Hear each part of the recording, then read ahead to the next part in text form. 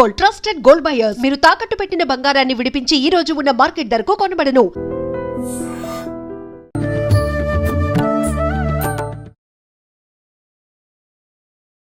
నమస్కారం, welcome to iDream.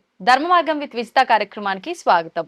ప్రస్తుతం మనతో పాటు ఉన్నారు శ్రీ శ్రీ శ్రీ ఆనంద శివకామేశ్వరి సన్నిధాన వ్యవస్థాపకులు శివకామేశ్వరి ఆనందమయ్య అమ్మగారు. ఇప్పుడు అమ్మతో మాట్లాడి మరిన్ని విషయాలు తెలుసుకుందాం. నమస్కారం అమ్మా. శ్రీమాత్రే నమః. అమ్మ, సాధారణంగా ఈ మధ్య కాలంలో ఎక్కువగా చూస్తుంటాం, అలా వాకింగ్కి వెళ్ళిన సందర్భాల్లో పెద్దవాళ్ళే కానివ్వండి, లేదు అంటే కొంతమంది ప్రత్యేకించి మార్నింగ్ లేచిన తర్వాత వెంటనే స్నానం ఆచరించి ఒక కవర్ పట్టుకొని బయటికి వెళ్ళిపోతూ ఉంటారు. అంటే ఈ పక్కింట్లో ఇంటి ముందర ఏమైనా పువ్వుల చెట్లు కనిపిస్తే ఆ పువ్వులు కోసుకొని వచ్చేయటం, ఇది ఎక్కువగా చూస్తున్నాం.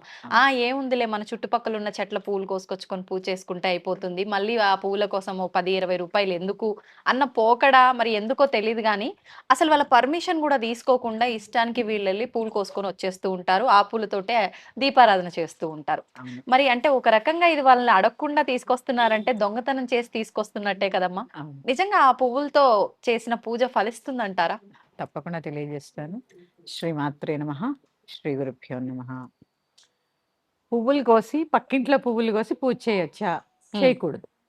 ఎందుకంటే ఒకరి వస్తువుని వారి అనుమతి లేకుండా కోసుకోవడం అనేది దాన్ని ఏమంటారు, దొంగతనంతో సమానమే. ఎందుకంటే పాపం చూడండి, వాళ్ళు అనుకుంటారు ఈ చెట్టుకి ఇన్ని పువ్వులు వచ్చాయి, పొద్దున్నే లేచి మా దేవతకి, ఎందుకంటే ఆ చెట్టు ఎక్కడుంది, వారి నివాసంలో ఉంది. నివాసంలో ఉన్నప్పుడు ఆ చెట్టుకి యజమాని ఎవరు? ఆ ఇంటి వారు. మరి యజమాని అడగకుండా ఒక వస్తువు ఆ ఇంట్లోంచి తీసుకున్నప్పుడు అది దొంగతనమా కాదా? దొంగతనమే కదా. వాళ్ళు ఏమనుకుంటారు, పొద్దున్నే ఈ పువ్వులు కోసుకుని మా దేవుడికి ఉపయోగించుకోవాలి అని. ఎందుకంటే దేవతకు భగవంతుడి పూజ కోసమే కదా మొక్కలు వేసుకునేది. అవును, అంతే కదమ్మా. అంతే. పువ్వులు పూచే మొక్కలు పెట్టుకున్నారు అని అంటే అది పూజ కోసమే. మరి అది వాళ్ళకి లేకుండా చేయడం మనది పాపమే కదా. అవునమ్మా. పైగా మా చిన్నప్పుడు మా అమ్మమ్మ గారు చెప్పారు మాకు, మొగ్గలు కొయ్యకండి మగపిల్లలు పుడతారు అని. ఎందుకు అంటే తల్లి చెట్టు నుంచి వచ్చేవే కదమ్మా పువ్వులు అనేవి. చెట్టుకి కూడా ప్రాణం ఉంటుంది కదా, అది కూడా విలువిల్లాడుతూ ఉంటుంది. పైగా కొన్ని పువ్వులు ఒక 50 పువ్వులు పూసాయనుకోండి ఒక చెట్టుకి, మనం 10 మాత్రమే పూజకి వినియోగించుకుని ఒక 40 పువ్వులు ఆ చెట్టుకు వదిలేయాలమ్మా. వదిలేయాలి. ఎందుకంటే తల్లి నుంచి బిడ్డను వేరు చేసే హక్కు మనకి లేదు. తల్లి నుంచి బిడ్డను వేరు చేసే హక్కు మనకి ఎవరూ ఇవ్వలేదు. ఆ చెట్టు పువ్వులు ఆ చెట్టుకు సొంతం. నీకు ఎంతవరకు అవసరమో అంతవరకే కోసుకుని, మరి తెల్లారితే రాలిపోతాయి అంటే దాని యొక్క నైజం అది. వాటి యొక్క దాన్ని ఏమంటారు, జీవితకాలం ఒక రోజు.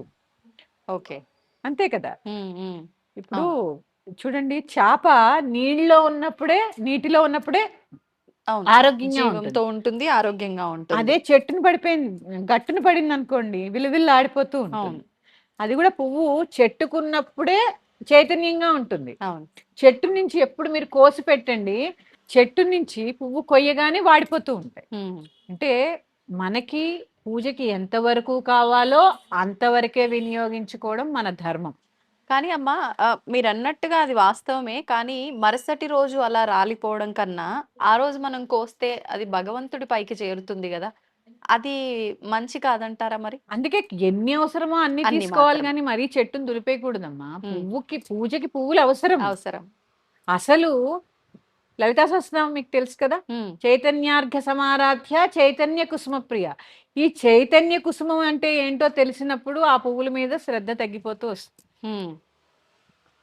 అసలు పువ్వులు ఏంటో తెలిసినప్పుడు చైతన్య కుసుమం నీ యొక్క బుద్ధి, నీ యొక్క జ్ఞానం, నీ ఆలోచనని ఆ భగవంతుడి పాదాలు యందు సమర్పించినప్పుడు చూడండి, ఆలోచన ఎప్పటికప్పుడు వస్తూ ఉంటుంది, చైతన్యం. అవును, నీ ఆలోచనలోనే నువ్వు భగవంతుడిని నిలిపినప్పుడు అదే చైతన్య కుసుమం. ఇలాంటి చైతన్య కుసుమాల గురించి మనం ఆలోచించాలని ముందు ప్రాథమికంగా ఈ కుసుమాల గురించి పూజ చేయమని చెప్పారు. ఓకే. ఎందుకు చూడండి, ఒక్కొక్క పువ్వుకి ఒక్కొక్క ప్రత్యేకత ఉంటుంది. అవును, ఇప్పుడు పద్మం తీసుకోండి ఒక ప్రత్యేకత, కదమ్మ వృక్షం తీసుకోండి ఒక ప్రత్యేకత. కదమ్మ పుష్పం అమ్మవారికి ఇష్టం. ఎందుకు ఇష్టం?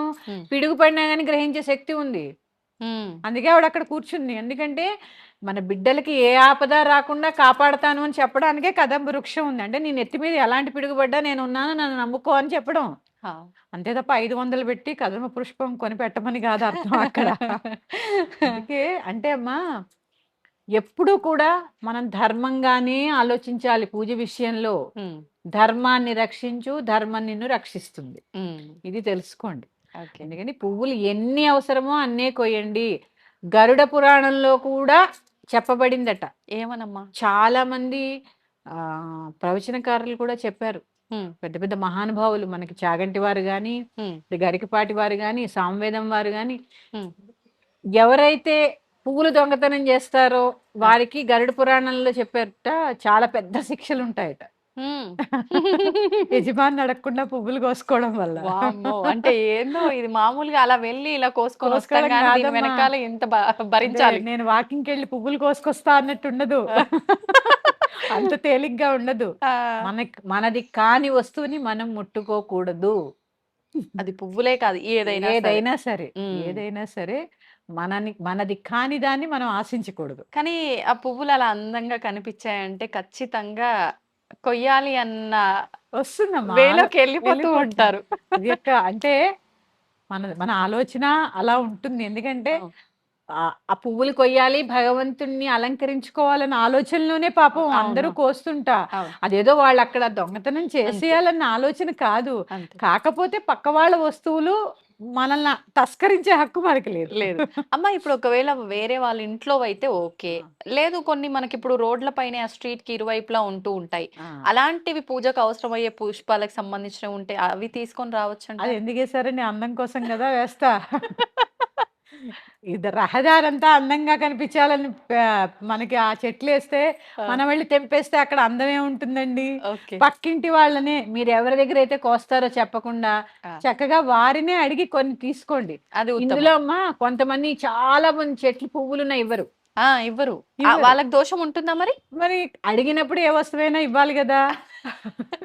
ఇవ్వండి అన్ని పూలు. మీరు ఏం చేసుకుంటారు? ఒక 100 పూలు ఉన్నాయనుకోండి, ఆ, ఒక 10 మీరు తీసుకోండి, ఒక 10 పంచి పెట్టండి, ఒక 80 పువ్వులు చెట్టుకు వదిలేయండి. ఆ, చెట్టు నుంచి కూడా పూర్తిగా తురిమే హక్కు మనకి లేదు. ఉమ్, ఇవన్నీ చిన్న చిన్న దోషాలమ్మా, చిన్న చిన్న దోషాలు ఇవన్నీ. ఆ. అందుకని పూర్తిగా విచ్చుకొని పువ్వులు పెట్టడం కూడా దోషమే.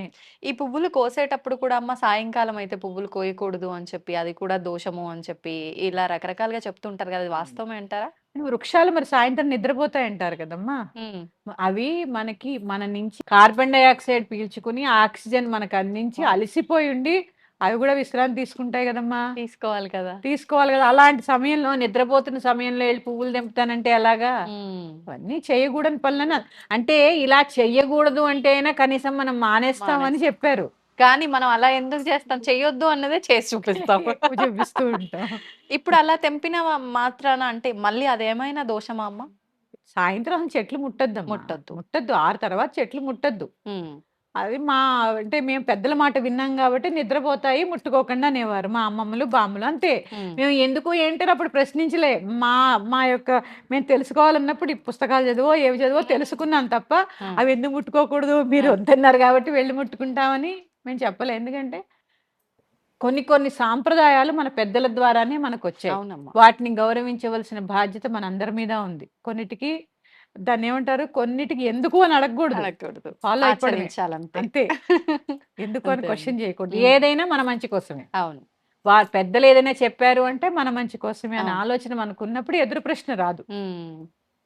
శ్రీమాత్రే నమః. శ్రీమాత్రే నమః. దీన్ని తవ్వండి, తవ్వుతూనే శివలింగం. పరమాత్మకు జీవా సరే దాన్ని అట్లా కప్పేసేయండి, చూపించదండి. Krishna is there. మూర్తి పూజ కాదు, సాక్షాత్ బ్రజేంద్ర నందన భగవాన్ ఉన్నారు మూర్తిలో. ఏమీ ఆశించకుండా ఆరాధించే వాళ్ళు కూడా ఉన్నారా ప్రభుజీ? నిజమైన భక్తి అంటే మనకు తెలియదు కాబట్టి